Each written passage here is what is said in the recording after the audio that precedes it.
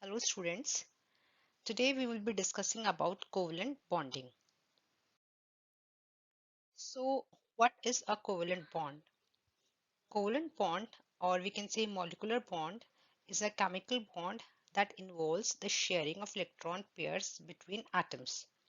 Earlier we have read about ionic bonding and ionic bonding में basically electrons transfer होते हैं. एक atom electron देता है, एक electron atom gain करता है.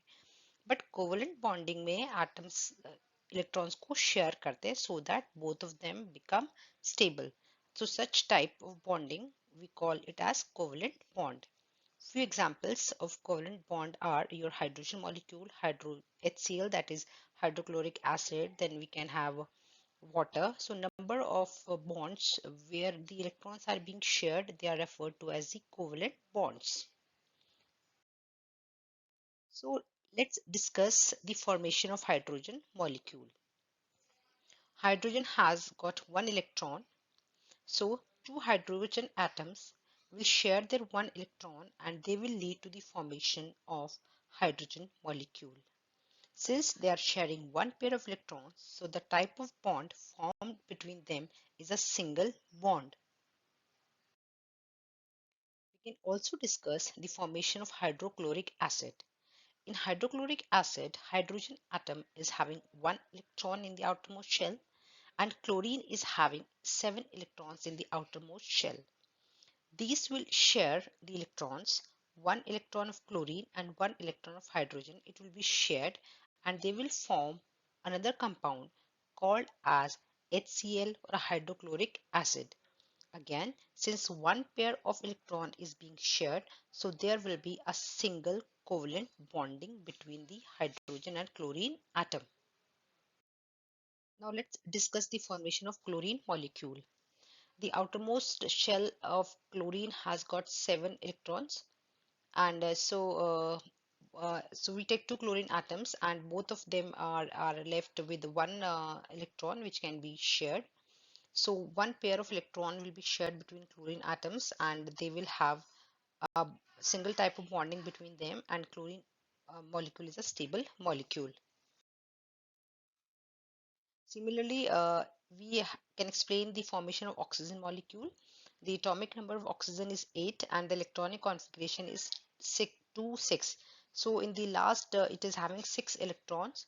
So two oxygen atoms, they will combine and they will share 4 electrons. That is two pair of electrons. Now since they are sharing two pairs of electrons, so there will be a double bond formation between the oxygen molecule. Then in the formation of the nitrogen molecules, as the nitrogen atom is having electronic configuration 2,5, that is the atomic number is 7. So two nitrogen atoms will combine and they will share three pair of electrons, that is 6 electrons, and they will form a nitrogen molecule. So there here we have a triple bonding.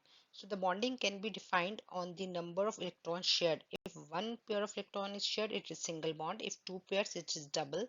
If three, then it is triple, and so on. Now let's talk about the properties of these covalent bonds.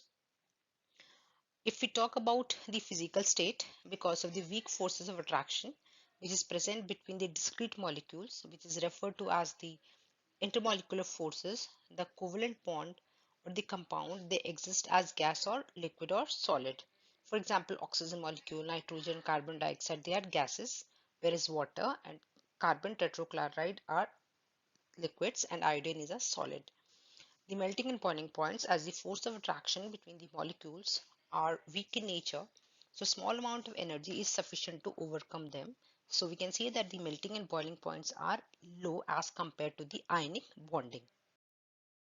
Talking about the electrical conductivity, covalent compounds contain neutral molecules and they do not have charged species such as ions or electrons which can carry charge. So these compounds do not conduct electricity and they are called poor conductors of electricity. Solubility. Covalent compounds are generally not soluble in water, but they are soluble in organic solvent such as alcohol, chloroform, benzene, ether, etc.